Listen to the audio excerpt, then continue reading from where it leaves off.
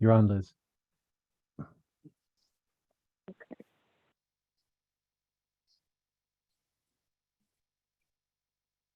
Great. Okay, I think I can work with what I got.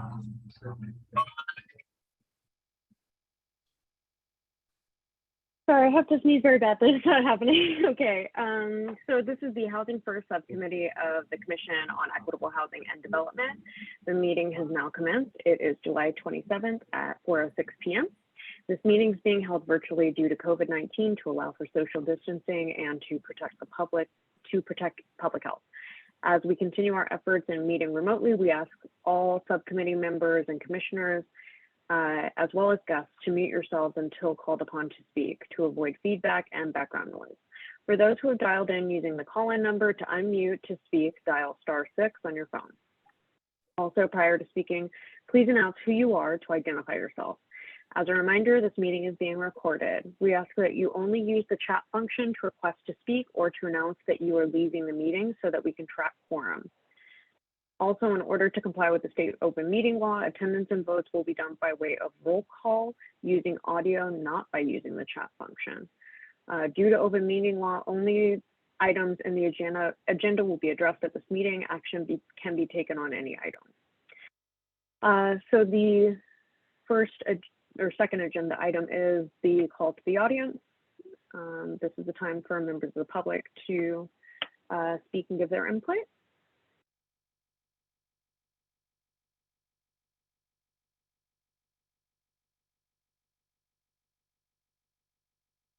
All right, I haven't heard any members of the public or audience ask to speak, so I'm going to move on to the next agenda item, which is a presentation from community members of Wildcat House. I believe they're with Allison.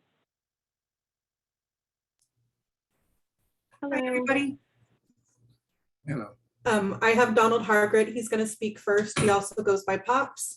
So he'll share a little bit about his experience and what the Wildcat has meant to him. And if you guys have any questions for him, let us know. Hi, I'm Donald. I go by Pops as well for many reasons.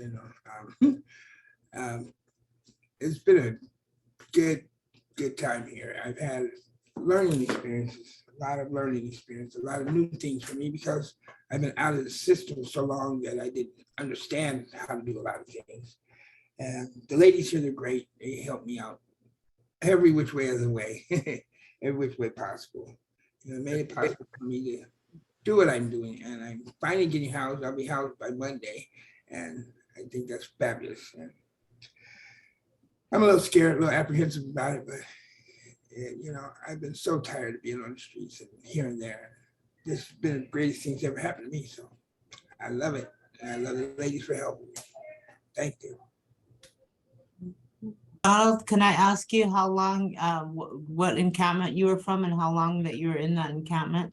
I was on the encampment that's on golf links and Craycroft area between Swan and Craycroft, all the golf links. And I was camped there about 3 years, total about 8 years homeless. And in that time limit, I learned to not really be with society, be away from society. It was easier. I didn't know how to live in an environment so much, and I've learned a lot here. I learned how to live with people, not just think everybody was out to get me. So I know there's a lot of people out there that's willing to help me, and help people that need help. So if they really need help, it's the place to be. If they're really tired of being out there, it's the place to be. I'm tired of being out there. That's why I'm here. And I thank Brandy and Allison and all of them. Utmost. They mean so much to me. And I plan on coming back one day and helping out myself once I learn enough. Hey, Pops, I just want to say congratulations on what's going on with you. That's awesome news. And I just wanted to ask, what have you been most excited about over this process, and what has been the most challenging part to you? the most challenging part was just meeting people and thinking that they're actually gonna, and believing that they're gonna help me, because I've been fed a bunch of lies over years. And so a lot of times you tend to think that people are coming to help you. Yeah, right. They're gonna lock me up or do something else, And these ladies didn't do that. That was the most challenging part, just being able to trust. And once I got past that, I don't know, it's scary. It's scary because here I am 57 years old and I've never had any place in my name, and this is the first for me. So it's like, wow, big step, And so, yeah, I'm a little apprehensive and scared about it, but I know I got people to fall back on that'll be there for me. It means a lot. So I can't let these ladies down. So I'm not going to. You're going to be just fine.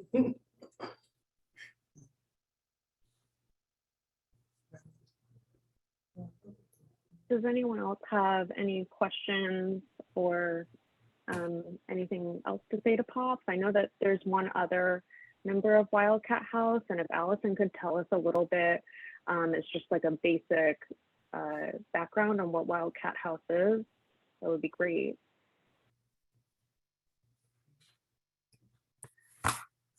So the Wildcat, we started bringing people in on February 22nd. The majority. Start with your encampment outreach.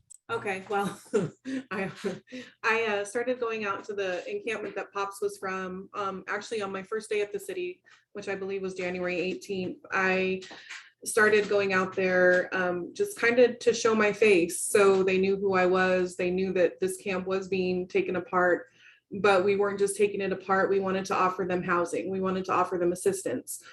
So it took many visits before the majority of the people in the encampment would talk to me, before they would kind of believe what I'm saying. A lot of these people have heard this before, that, they're going to get housing or they're going to get help. And a lot of the folks in the encampment have had a lot of empty promises. Like Pops, he's had housing matches before, but they couldn't find him. One of the barriers for the folks here is keeping the same phone number, having a phone that their caseworkers or whomever can get a hold of them on, right? So up until from January 18th until we started moving people, I literally was at that camp probably every day, every other day, just checking in, letting them know that this really was happening. I wanted to show consistency. I wanted them to know that I meant what I said and I was going to be there for them and help them navigate them through the process, basically, of getting them into the Wildcat. And I wanted them to know that we were for real, that we weren't just going to come one time and then show up and expect them to move, right? So it's kind of been a labor of love for us here. I think for us and the clients, I was the one that moved the majority of them out of the encampment in the city van, and I brought them here. I felt like it was important because they trusted me, and they still do have a lot of trust in me, like with Pops, helping him fill out something as simple as his rental application. He's never done that before. So we did that together, and just really offering the support, the guidance. We do all kinds of stuff here. We have a partnership with Tucson City Court to get warrants quashed. We've had homeless court here. We have a lot of community partners that come in and support us. It's really, it's neat because we're seeing people like Pops. I have another client that I just moved out I think he signed his lease on Monday. And I think he's shared with me, he hasn't had an apartment in over 14 years. And, he has a place of his own, and it's very heartwarming to get it to come to that. And he was one that was very untrusting. He's had different agencies and in his mind burn him. And it was very important for him to have somebody that he could come to and, he could bounce ideas off of, and he knew he was okay. So it's just really honestly kind of a labor of love. And then we did another encampment off of the Arcadia Wash. So it's Speedway in Arcadia. And, we're working through the same process with those folks. And that's pretty much it. I mean, we just, it's always busy here, but it's always, it's feel good work. So And Allison, Congratulations. can you tell us how many people that you oh geez. got out of Before conflicts? Before I you think do that, conflicts- Allison, would you mind please clarifying, like, what is the program specifically? Is it rapid rehousing? Is it case management? And then what partnerships are available for the people that you assist, I'll let Brandy. other than I the think- warrants? I think we'll let Brandy speak to that. I think that would, we'll let her. Is that okay with you, Brandy? Yeah. So the Wildcat is a low demand shelter. That's basically what it is. And it's the first city run low demand shelter. We usually outsource our operations to most recently CBI. There's a couple of others that we fund in the city of Tucson that are run by other organizations. But we work most closely with OPCS and CBI on our other shelter operations. But this is the first city staffed shelter. So we're actually, we don't have any resources such as case management and stuff at the city. So we bring in OPCS to do some case management services, some filling out of housing applications for Section 8. Allison also does that. We have another person that works at the shelter that's city staff that also assists Allison in filling out some of those applications because we work with a lot of people that are still on the street as well. We bring in Sonder Care for the people that want to participate in that. And Sonder Care is like a day program, really cool program for people with co-occurring disorders, mental health, stuff like that. And they can do activities throughout the day and do classes and breakfast and lunch. And the van comes and picks them up and takes them. We also have mat services. What our medical assisted treatment, which is replacement therapies for injectable opioids or the pills or stuff like that people use, Suboxone, methadone. So CMS comes in and provides that service. We have two programs that work with OPCS that come in and provide medical with El Rio, so a family nurse practitioner that can actually refer and prescribe, and mental health nurse practitioner that can actually refer, prescribe, and petition for any mental health issues that are going on. So it's just about bringing all of the things in to collaborate at the shelter to get people ready and using harm reduction along the way. We know that our people use, but we want them to practice discretion, because this is what we're seeing in the community is our people get kicked out of their housings a lot because the landlord comes in, sees a pipe, sees a bag of dope, what have you, and it's over. You know what I mean? Even if the person isn't causing a problem, their lifestyle choices tend to get them kicked out and then attritioned out of housing altogether. So because you can lose your voucher for up to 5 years if you're kicked out for those reasons. So it's all the learning experience, discretion, harm reduction, all of it together. Thank you so much, Brandy. And I apologize for speaking over Brandy's question to Allison, but I think there was another encampment she wanted you to tell us about. Just the number of people that came out of how many encampments so far? Oh gosh, you probably know those numbers better than I do. I think I moved 55 out of the Golf Links encampment, the first encampment. I want to say it was 34 out of Arcadia. And then we did a smaller encampment that we moved 5 people out of over by St. Mary's Hospital. Probably another handful of people out of the Grant and I-10 encampment. But like Brandy said, we also have several people that for whatever reason, they weren't able to come inside. They weren't ready, but we do also work with those folks from the street on getting their documents and helping get them into a voucher. So even though maybe they didn't want to come and live in a shelter environment, they did want the opportunity to get housing of their own. So we do help with that as well. Looks like Mindy has a question. Thank you. Do you allow people to bring their dogs in with them? Yes, we have several pets at Wildcat. dogs. There's, I don't even know how many here, but they're, it's a big barrier to getting people off the street if they can't bring their pets. So, and, we have all different kinds of households that come in, it is what they say it is, some people that come in as friends and they want to be in the same room together. Maybe they shared a tent together and that's how they're comfortable. So that's really not up to us to decide, but yes, we absolutely allow animals. Good. And I had another question for individuals who are not feeling safe about, and I apologize for being late. No disrespect for you. Just got caught in the rain. My apologies. So I missed the beginning.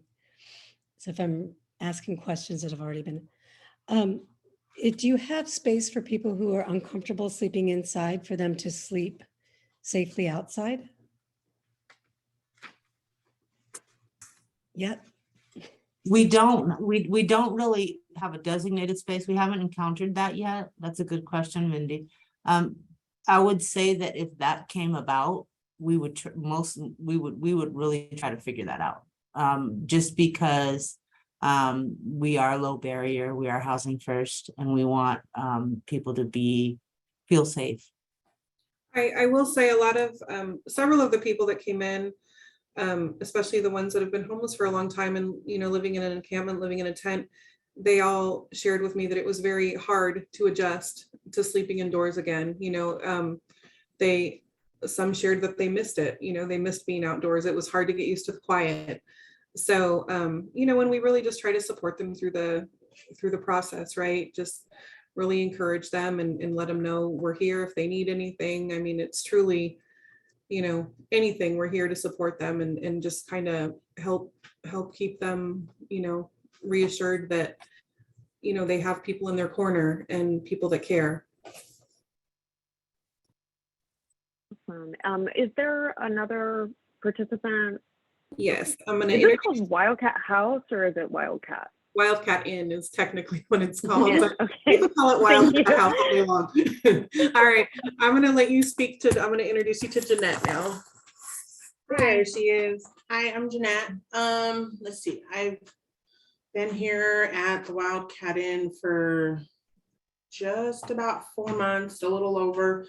And I came from the Arcadia Park on Speedway in Arcadia, that encampment. I'd been there probably, I want to say like three weeks, but I've been homeless actually continuously for about 7 years.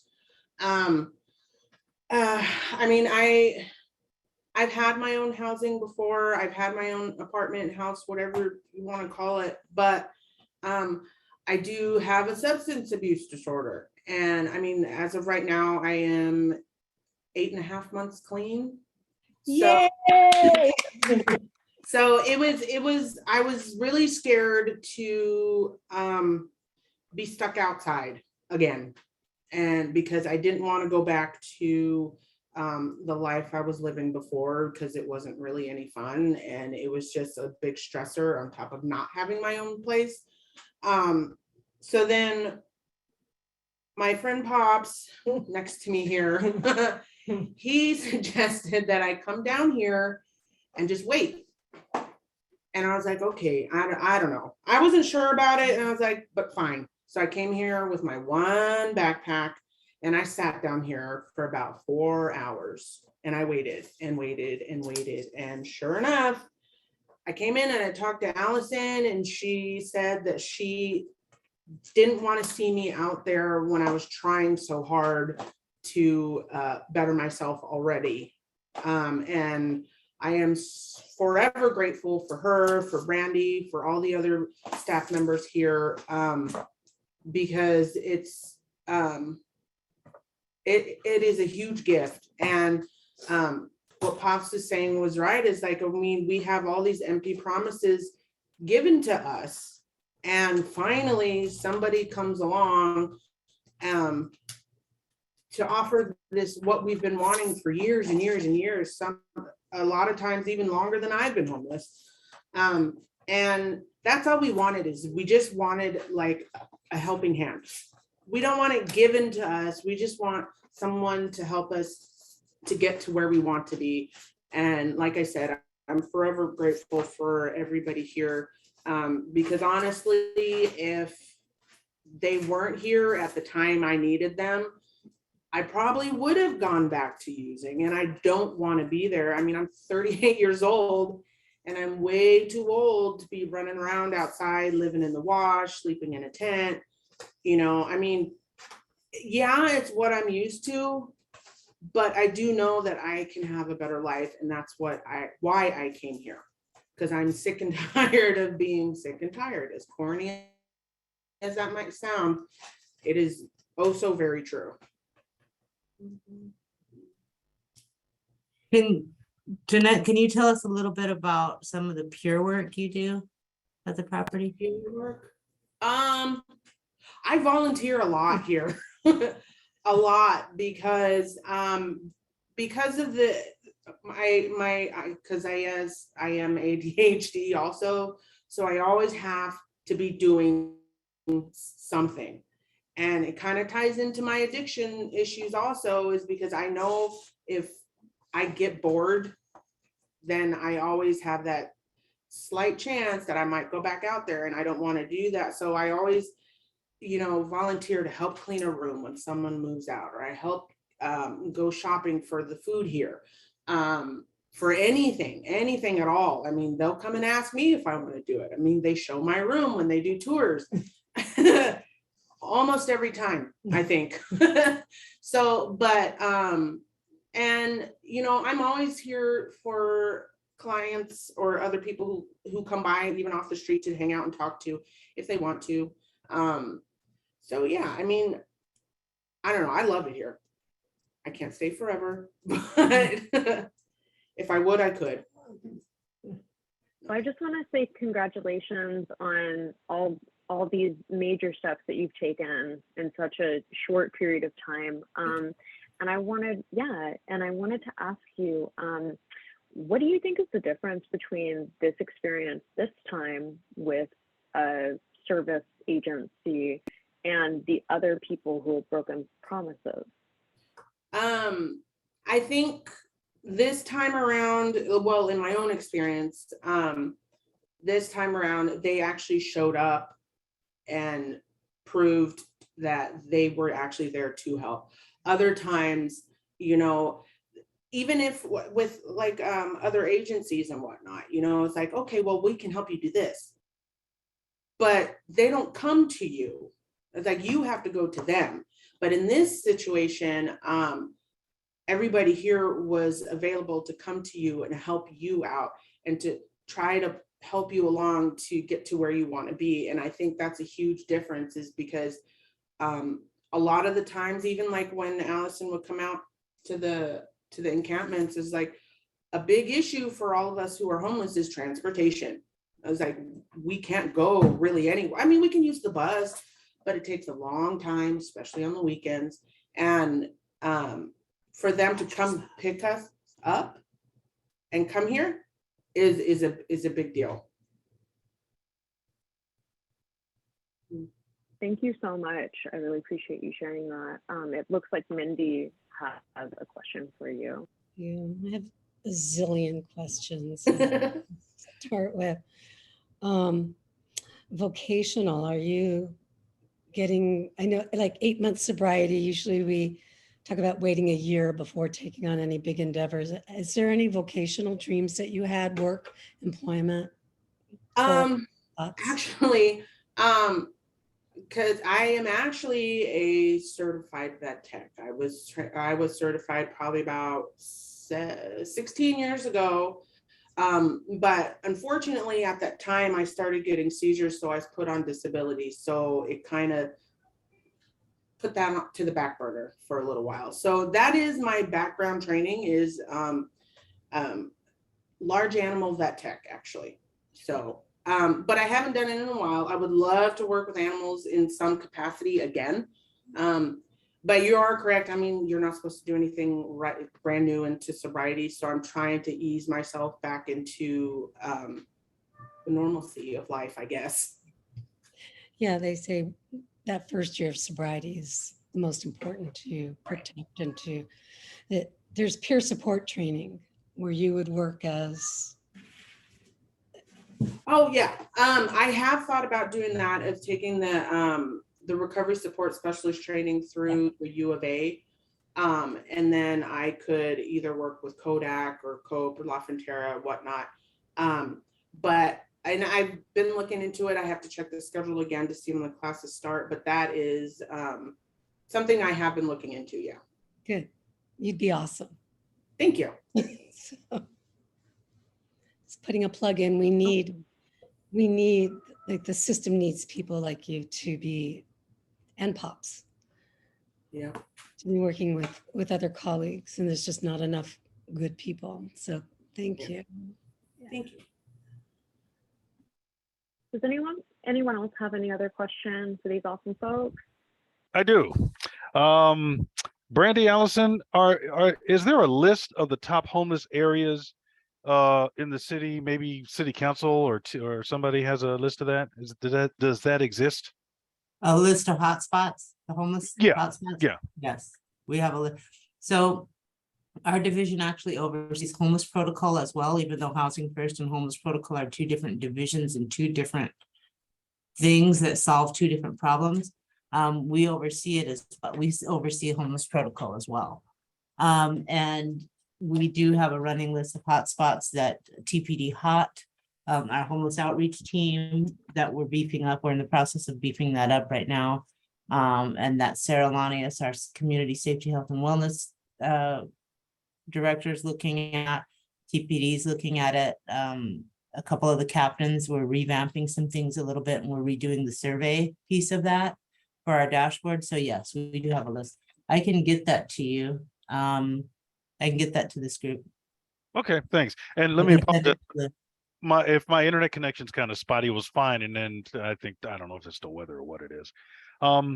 Separate from that, the hotspot list, is there a list of the top complaint areas? Because I don't know if it maps to the same data. Like these are where most of the homeless people are versus these are where the complaints are coming from.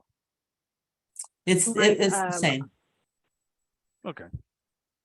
If you want to access just the police records, Pima County has Pima County has both citywide and countywide police call-in reasons, and I was mapping some of it last 2 weeks ago, and I can send it to you if you'd like. Okay. Yeah. Thanks. Also,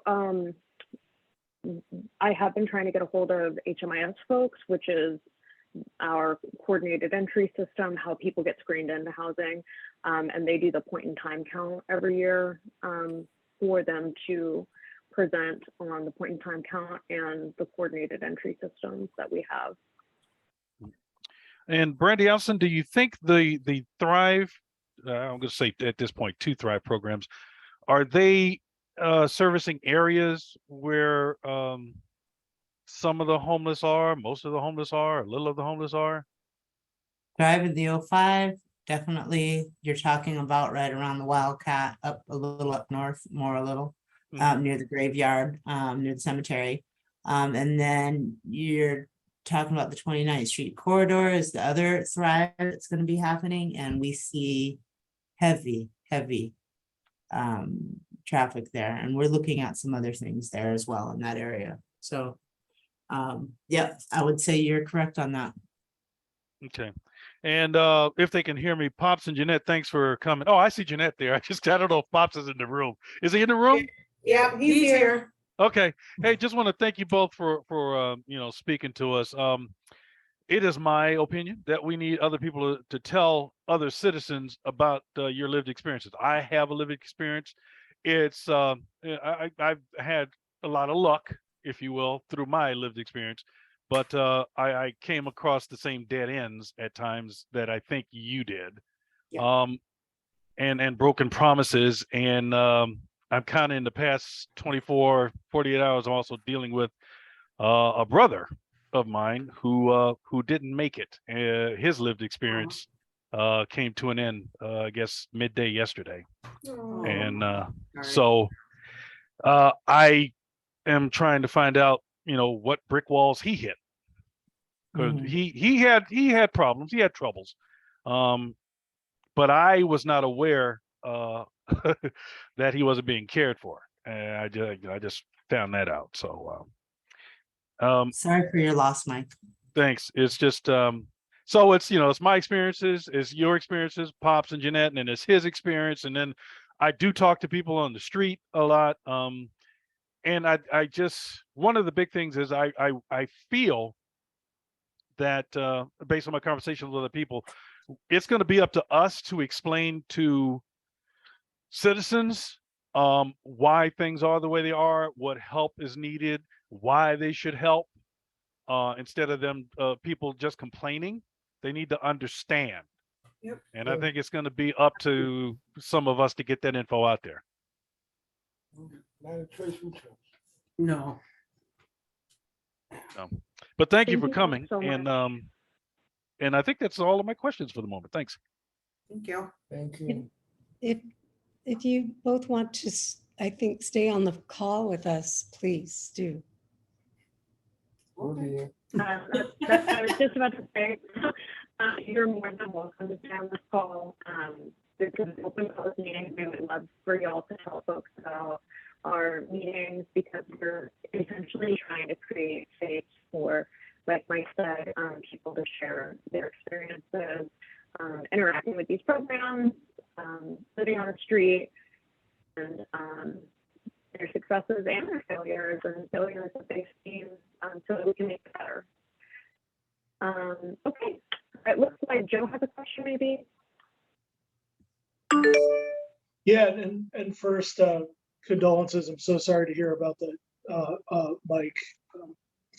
And I also want to say thanks to Jeanette and Pops for sharing moving stories that really hit home the kind of work that's being done and how much it's needed.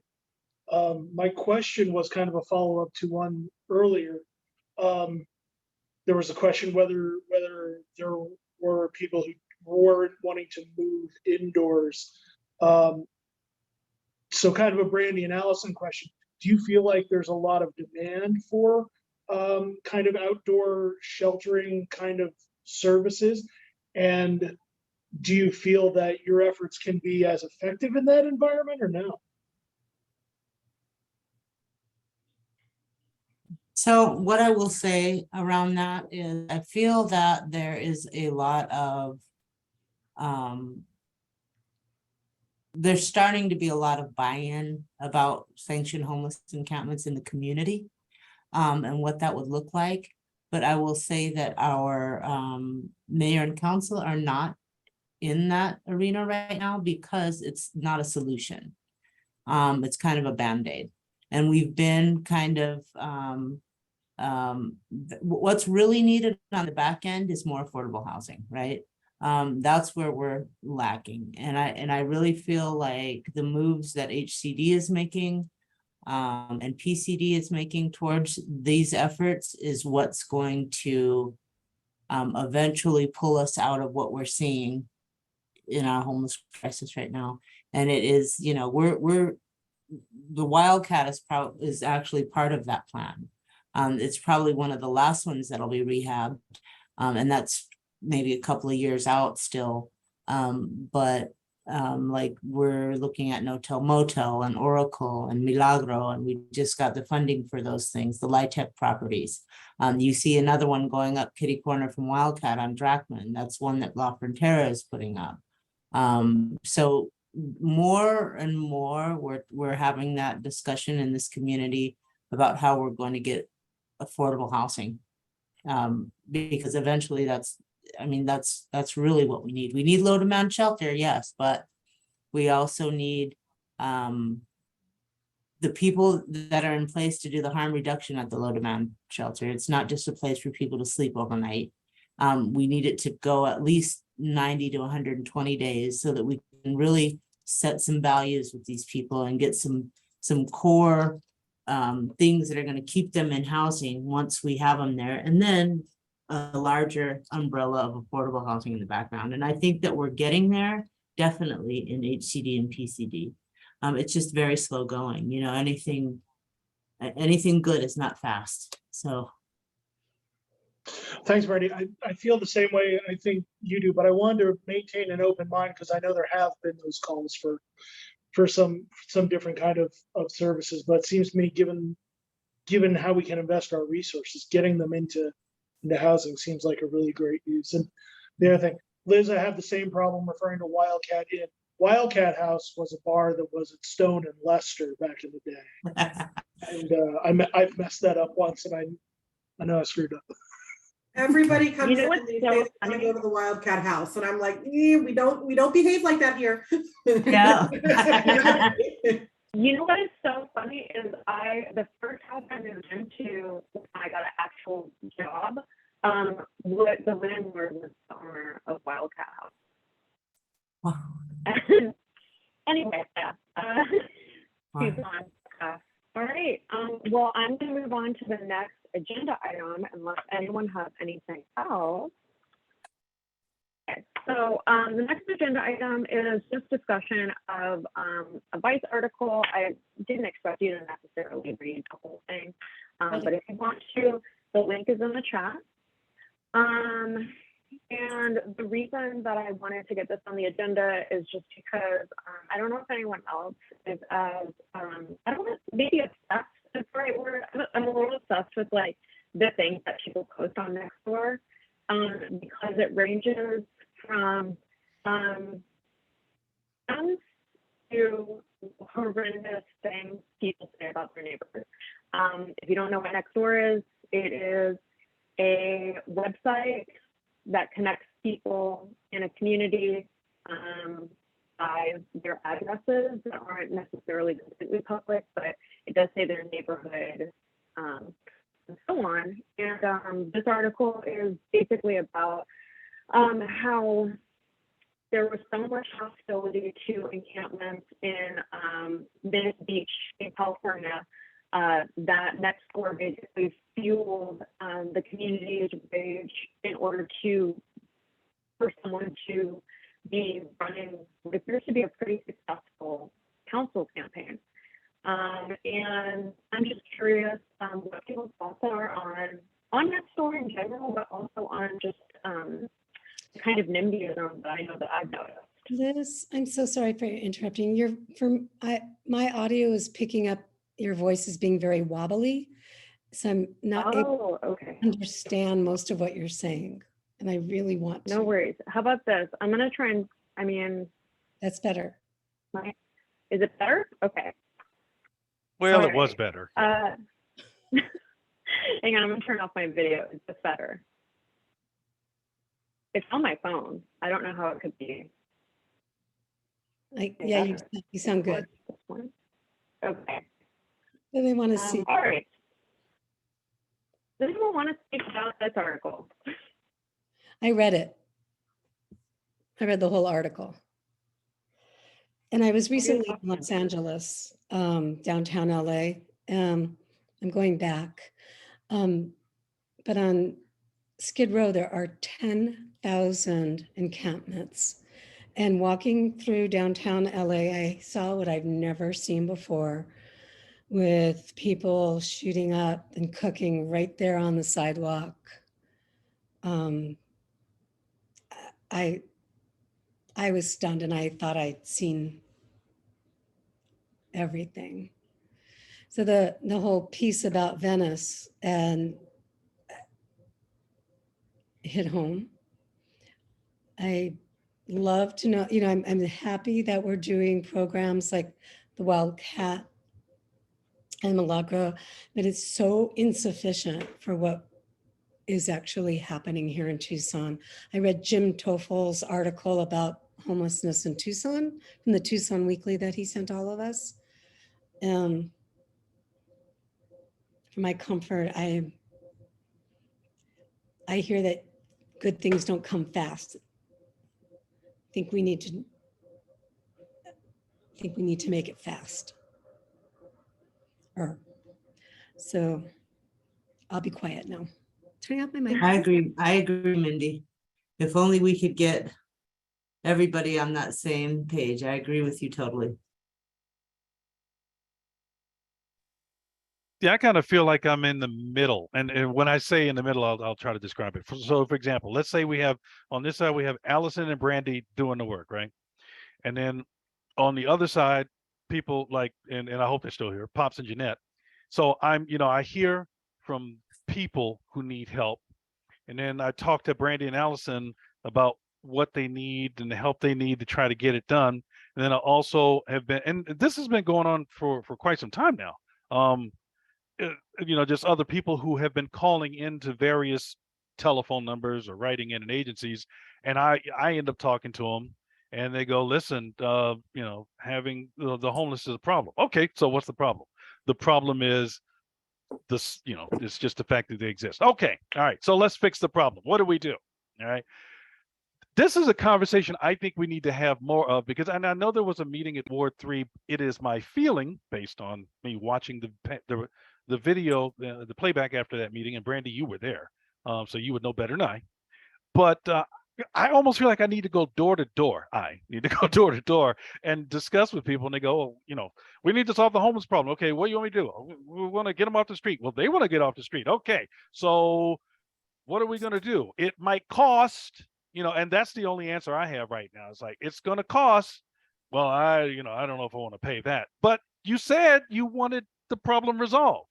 So either you do or you don't. Either we're going to, I'm making a blanket statement. Either we're going to commit to doing this and doing what needs to be done, or people are just complaining.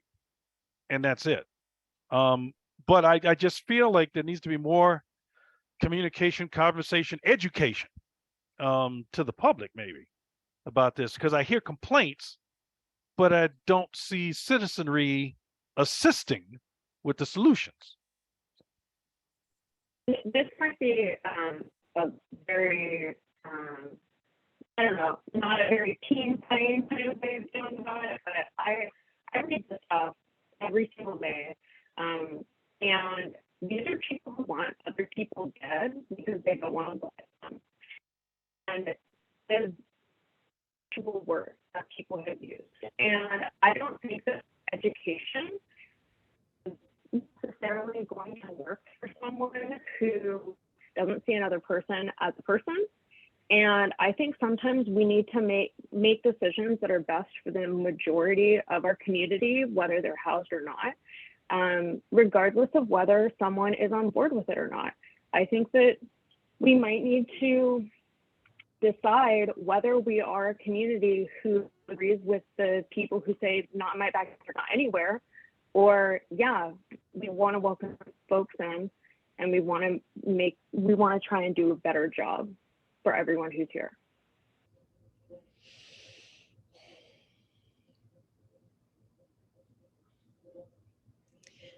I do agree that there are probably people that we could do a better job with engaging with and communicating with.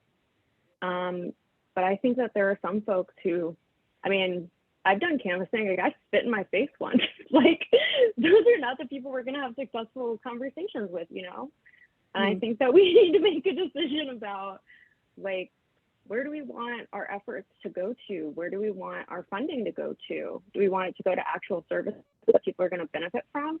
Or do we want to be banging our head against a wall, trying to convince people who are never going to be convinced in the first place? That brings up another can of worms, which is about commitment, involuntary commitment into treatment.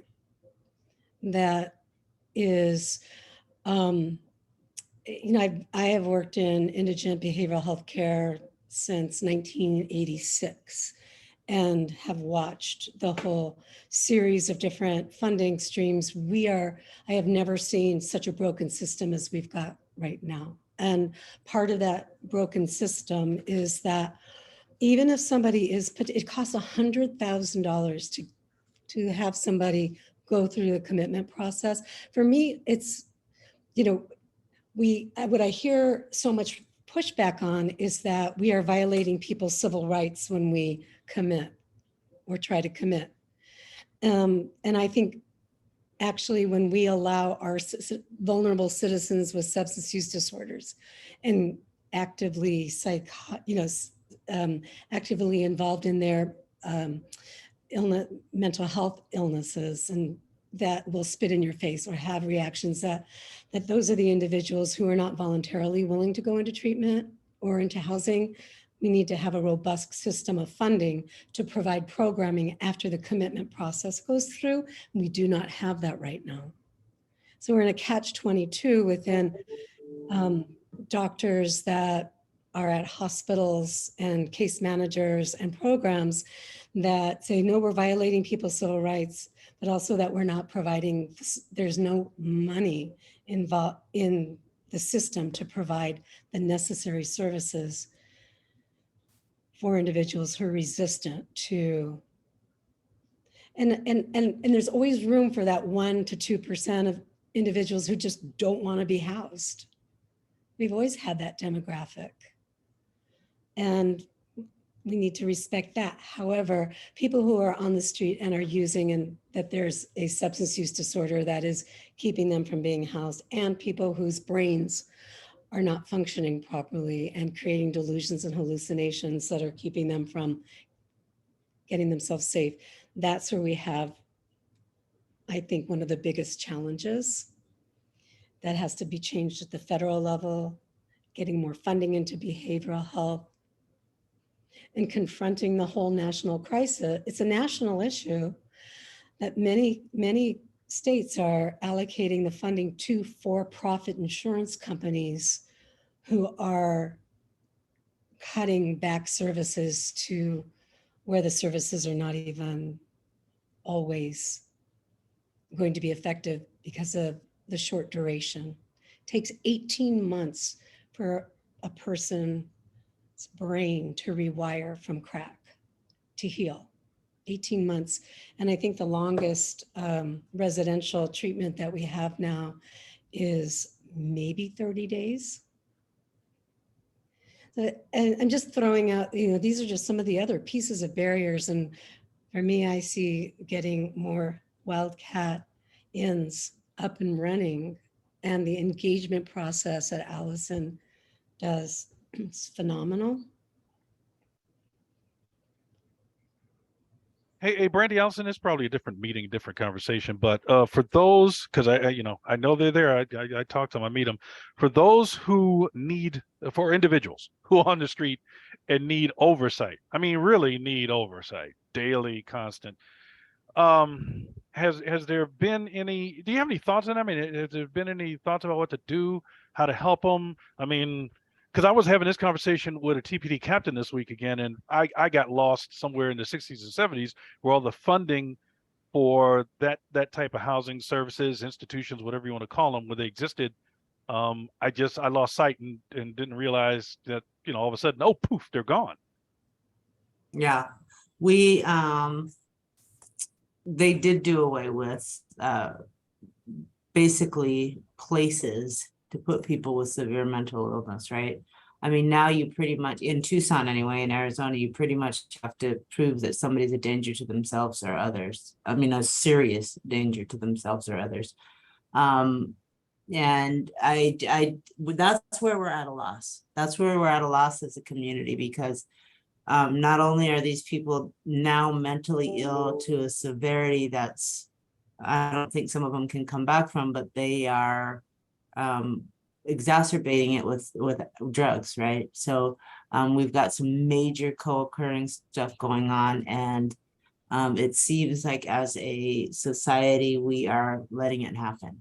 So one thing that I want to be clear about is housing first is housing first, but it's not housing only. Right. We want to be clear about that. And we do realize that in order to maintain your housing, you're going to have to get to a certain level. You're going to have to get to probably pretty much complete sobriety eventually, especially if you're a chronic addict. You're not going to probably be able to maintain that housing until you come to a place where you can be clean and sober. Most of the time, chronic addicts cannot socially use anything, alcohol or anything, right? So we do have a problem. I think Mindy's right. We have a serious problem in our nation. Our systems are not we're there's no one answer. We're kind of scattered. And I don't know where that starts, Mike. I think you have a good point in talking about the institutions, because yeah, institutions were done away with so that I can't say Mindy has a mental health disorder, she's out of control, go get her. And they go get her, you know what I mean? So that's why they were kind of done away with. But then, where does that leave our people that really are where does that leave them? Like, there's no help, because I mean, we have them, we work with those people, right? We work with I mean, I'm sure that everybody here has experienced Joy Lynn, or has heard of her in the community, because she's a common high utilizer client. Everybody's encountered her. We've housed her numerous times. We're bringing her in for a week into a hotel temporary shelter, just so she can shower, readjust, get her stuff together, being a woman, and then she's going right back out into an encampment, because we just can't house her. You know what I mean? And what do we do with those? You know what I mean? Our hands are tied. They become lifetime commitments for some of our staff, and this is how you burn your staff out at a direct service level, right? So we're burning through staff at a rate that's crazy. Mindy's right, it's out of control. You have 80 to 1 caseloads. That's unreasonable.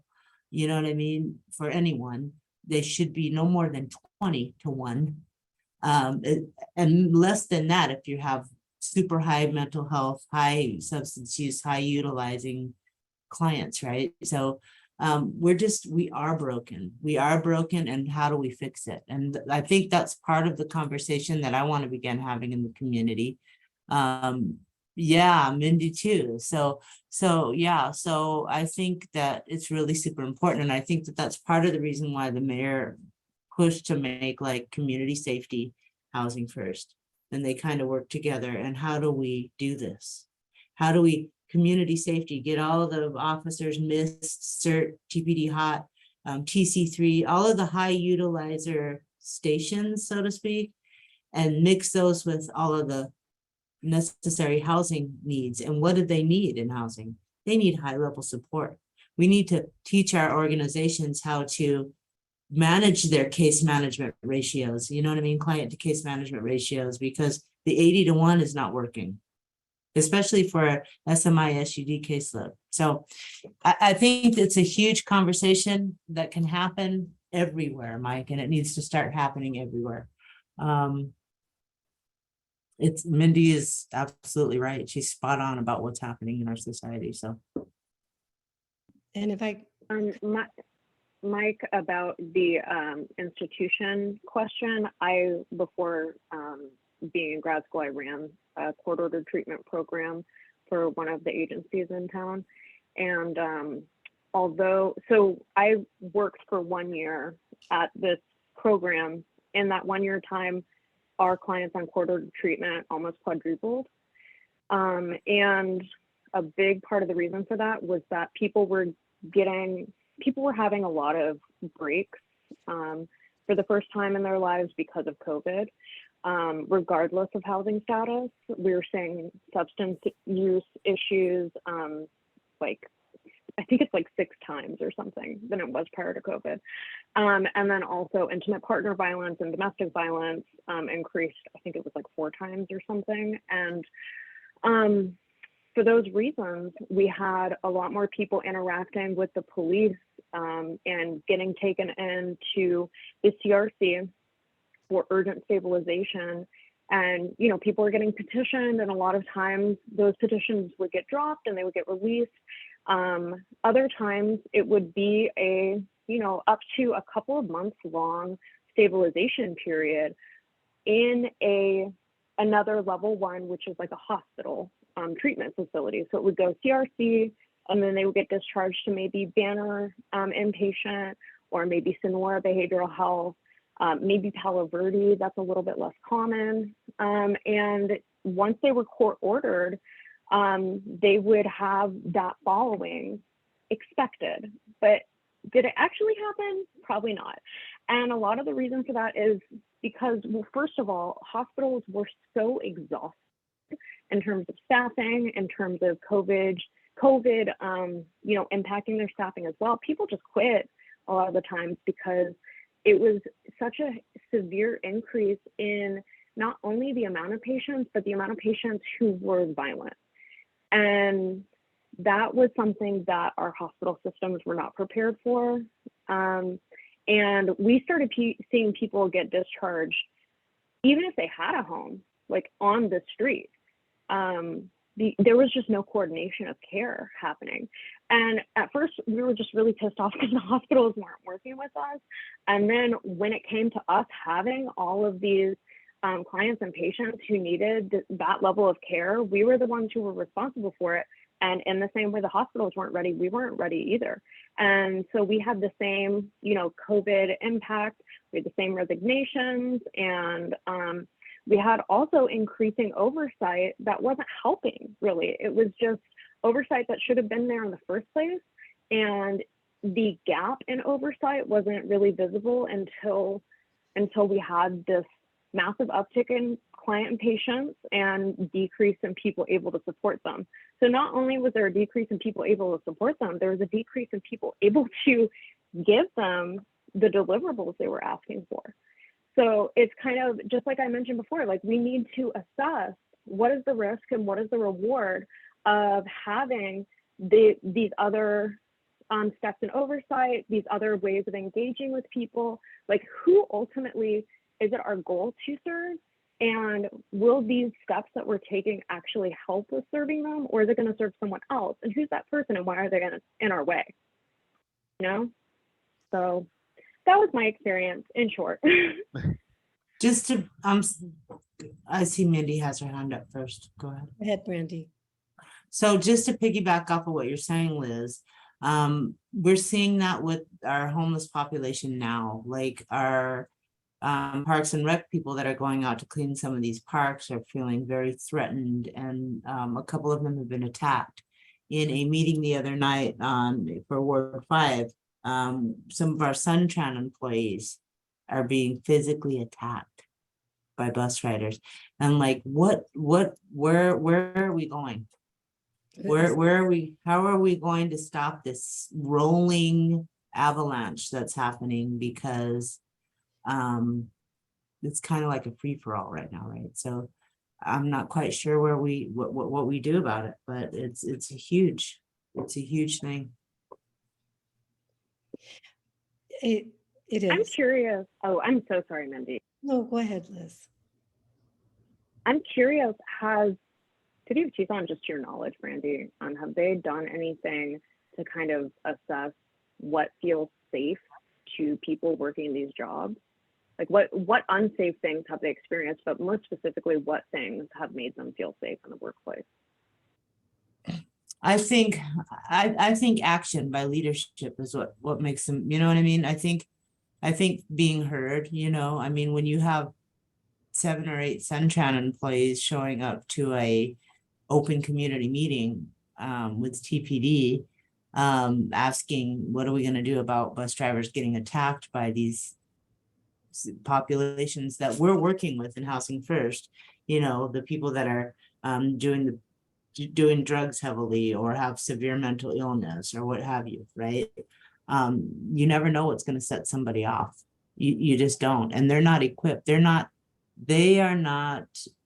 have the training to de-escalate or they're bus drivers. You know what I mean? They're there to drive the bus and get people around town, or they're parks and rec workers. They're there to clean the park or to paint the playground equipment or what have you. They're not trained in these. I mean, I think we're taking a bigger look at that as a city. I think Sarah's team is the one that's looking more at that for our community safety. That's kind of her purview, where we're going to get people trained in de-escalation tactics, in mental health first aid, things like that, so that we know what we're dealing with. But still, then you're talking about environmental or parks and recs workers that don't want to deal with some of these major biohazards that we're dealing with. And I think it's just coming to the table and having just frank, honest conversations and finding solutions to what we're gonna do. You know what I mean? Me being the guy that says, hey, I don't want to clean up the poop in the bathroom that's all over the floor when there's a toilet right there. What are we gonna do about this? You know what I mean? Are we gonna get the homeless work program in on it? Are we gonna get the homeless people helping us clean up so they can kind of feel firsthand what they're creating? And to me, those are the kind of solutions we need to talk about, and we are talking about them and somewhat doing them. I know that Wildcat is participating in homeless work program. So we do have a van that comes every Monday and picks up 6 of our folks and takes them out to another encampment to clean up. So they can kind of get the gist of, hey, I can do peer out work here and say, hey, bro, let's keep our area clean, what have you, you know what I mean, in these encampments. So I think it's just continuing to have these kind of conversations and say what we really mean, and try to brainstorm solutions. You know, I think that's where we're at. I think that Thank you, Brandy. hearing our employees, hearing our folks that are in these jobs that are high risk, and being action driven around those thoughts and feelings that they're having, is better than just trying to ignore it away. You know what I mean? Thank you, Brandy. I think Mindy had something she wanted to bring up too. Just part of this conversation is we deinstitutionalized in the 70s, taking people out of state hospitals and some squalor. The consumer recovery movement got active and worked with the American Civil Liberties Union to draft commitment laws. And then and being a consumer myself, I can feel comfortable saying the consumer recovery movement then became the advocates for people with mental illness, saying that we're not vulnerable adults. We can make our own choices whether or not we can take medication.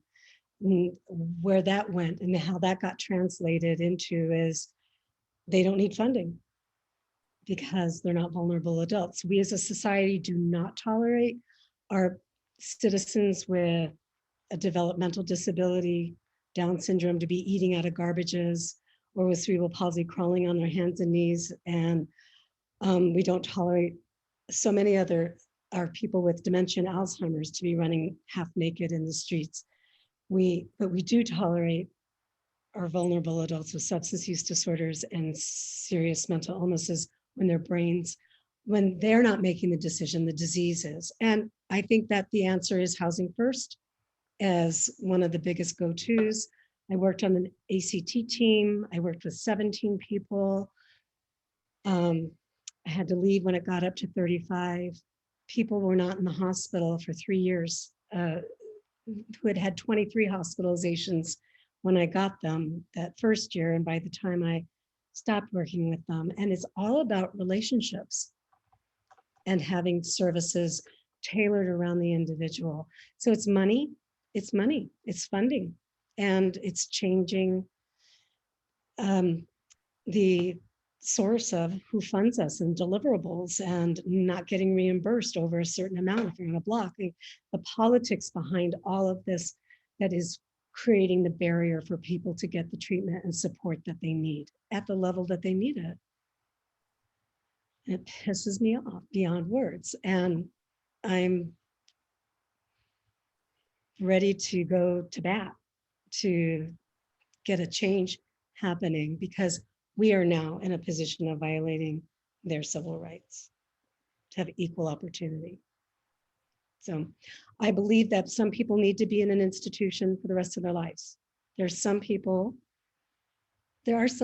who need to have 24/7 structure.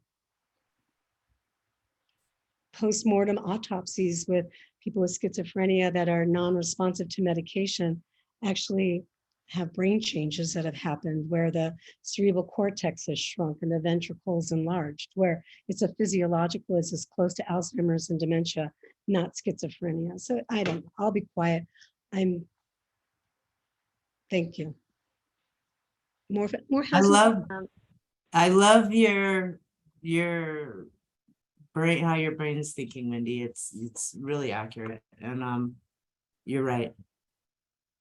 We don't have the resources available for what our people need. And I agree. Well, when you and Allison are letting the public know about what we need, what you need, what people need, please let this subcommittee know so we can be aware of it. Yeah. So I think this is a great opportunity for us to segue into next steps, next meeting time topics. Mindy, you mentioned people with Alzheimer's and dementia. I think that we could possibly hear from Pima Council on Aging. So I'll try and reach out to Mark to see if any of his program participants want to be in the next meeting. Does anyone else have any suggestions? Joe, I see your hand. Just before you moved on, a couple things. One of looking at that, taking a quick look at that article that you gave us, Liz. One of the people quoted in there is Tracy Rosenthal from the LA Tenants Union. If you're not familiar with Tracy, good writer. She did the Los Angeles Two Evils voting guide for years. I don't know if she still does it. Great resource from the Tenants Union.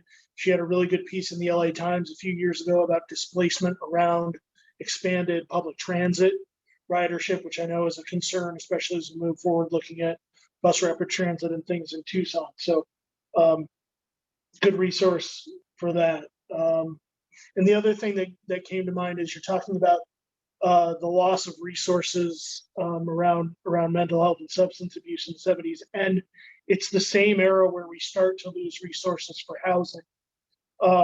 It's the Nixon era when Nixon starts fighting with George Romney, and Nixon and Casper Weinberger at Office of Management and Budget start freezing HUD funding, and we get all the funding removed from public housing, and that nobody's just ever restored it since then, and we've privatized all of that. But it's that same era that we start to lose public housing services and all the resources around that in favor of the privatization, and now all we have is LIHTC and housing choice vouchers. It's like a parallel timeline to that. That's the other thing that came to mind. Sorry, you can move on now. No worries, Joe. You're so right about that last point, especially. I used to work in HIV and AIDS care. So it's divided in care and prevention. And care is people who are living with HIV, and prevention is preventing people who are living with HIV from acquiring the virus in some way. And the less people who are in care and who are living with HIV, the less funding, or I'm sorry, the more funding available for prevention. But the more people who are in HIV care services get less funding for prevention because they think everybody got it. Why do we need to do anything? But also, the better job an organization is doing at preventing HIV, the less money they're going to get the following year because no one got it. So what is it to prevent, right? It's absolutely illogical, and it is truthfully how that funding works. It blew my mind when I found that out. But besides that point, does anyone have any suggestions for future meeting topics?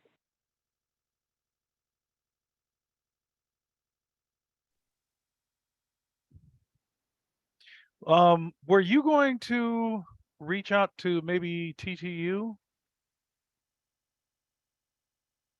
The only TCU I know of is Texas Christian University, so I Oh, need you to sorry. clarify on that for me. TTU or TCU? TTU, probably. Tenants. Thank you. Yeah. Tucson Tenants Unit. Yeah. I did send them a message. They have not received it or read it. So if anyone has a direct way of communicating with them, please do that, because I sent them a message and it's just been lost. Were you emailing somebody, or how are you doing it? I did it on Instagram because I didn't see any email address available. So they haven't received it. Like it has a thing at the bottom. that says like they're not going to receive your message because they only receive messages from certain people. No. So I'm not one of those people that they receive messages from. Oh, so they never got it. What's the best way for them to get a hold of you? Me? I gave them my email address. I'll put it in the chat. Okay. Thanks, Liz. I'll try to. Yeah, of course. I've got Zaira and Diego on a couple of my email lists. Well, Liz, Yeah. I've been asked, and maybe I'm curious about empty city lots that belong to the, city land that's not being utilized. Okay, yeah. I contacted Corin before about having her participate in a meeting, and she said she didn't have availability when we spoke previously. But I can ask her to talk about zoning for both city-owned and privately owned vacant lots. Good. I think I have my secret agenda is to find those empty lots and to build a tiny home community with a housing first model. So that's there is a housing first tiny home community that I found out about in San Francisco, actually, that is funded. It's got a really unique funding structure and they are a nonprofit that offers basically their funding structure to continue in other ways. I have to find it again. I emailed them this month and I haven't heard from them. I have found that the community, like the nonprofits in California, do not respond to me at all. They have no interest in talking on a Tucson subcommittee. But I would be more than happy to send folks the link when I find it. It's really cool. All right. Yeah, I've been collecting stories of other cities that are doing the tiny home villages successfully. So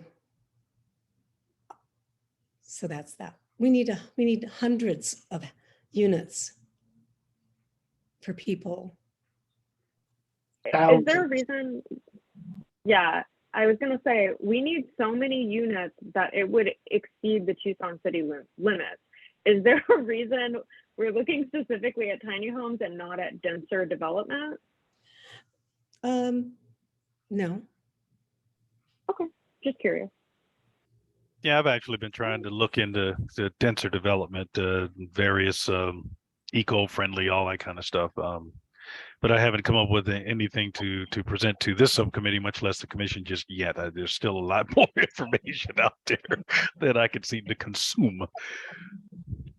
It's what I'm doing my thesis on right now. So I'm all about dense development, my man. Joe, you had something to bring up. Yeah, I'm interested in seeing, I think it was Laura Sharp that was working on the project. Mike, you've seen it presented in front of housing segregation a couple times about the areas of opportunity and where we think there's going to be good sites for affordable housing and where we can, find those good locations, find land around there. And then if the land isn't zoned for what we need it to be, then look into zoning that. I'm perpetually skeptical of widespread zoning changes. I think there have been a few really good opinions written on the issues with that. And we talked about that when we talked about exclusionary zoning and housing segregation as well, that the unintended consequences of that can actually further entrench issues of segregation and affordability problems.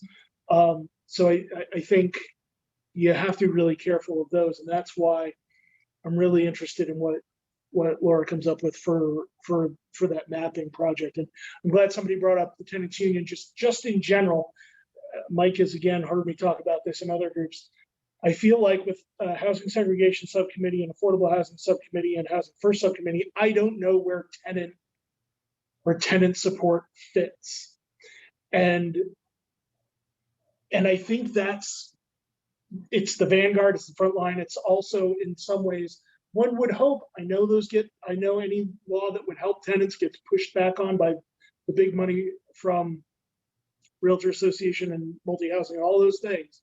But one would think that should be the low-hanging fruit too, that tenants rights and helping people stay in housing should be something that the city's really interested in, and it should be something the CHD is really interested in.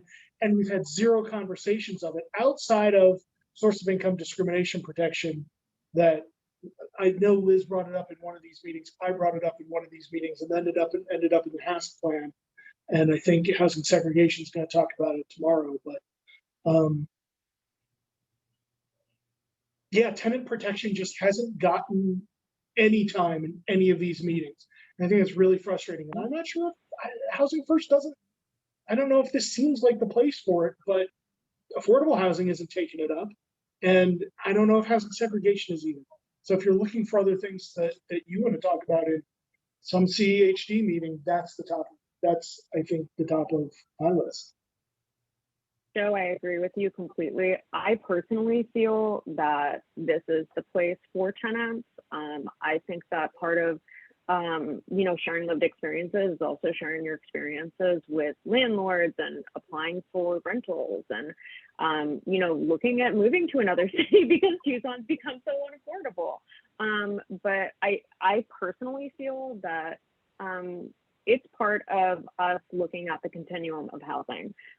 Is supporting tenants. So I have always thought that way. That's why I pushed for this subcommittee, because I figured that there wouldn't be a subcommittee specifically dedicated to people who rent. I have only rented as an adult as long as I have had housing.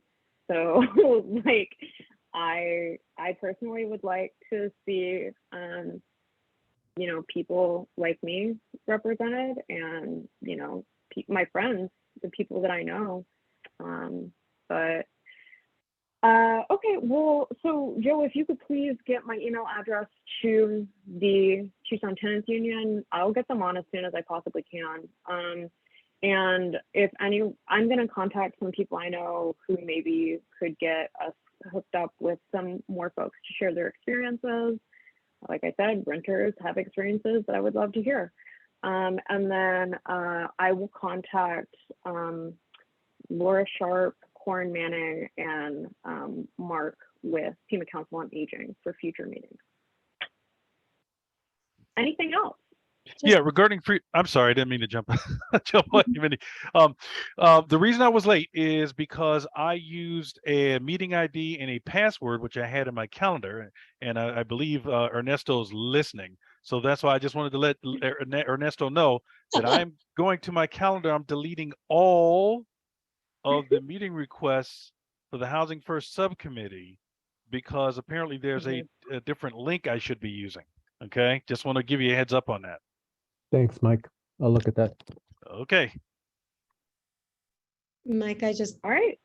wanted to share my condolences and heart with you in this journey of having lost.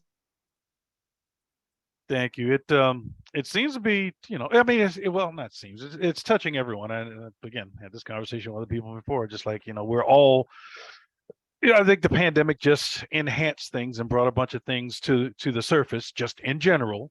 Now, what are we as humans, or as Americans, or whatever label you want to use, what are we going to do about it? Is it going to be, I'm all about the compassionate solution. I mean, there may wind up some survivalist solutions, which, if that's what it's going to be, at least let's be blunt and honest and brutally vocal about it. Let's just say it out loud.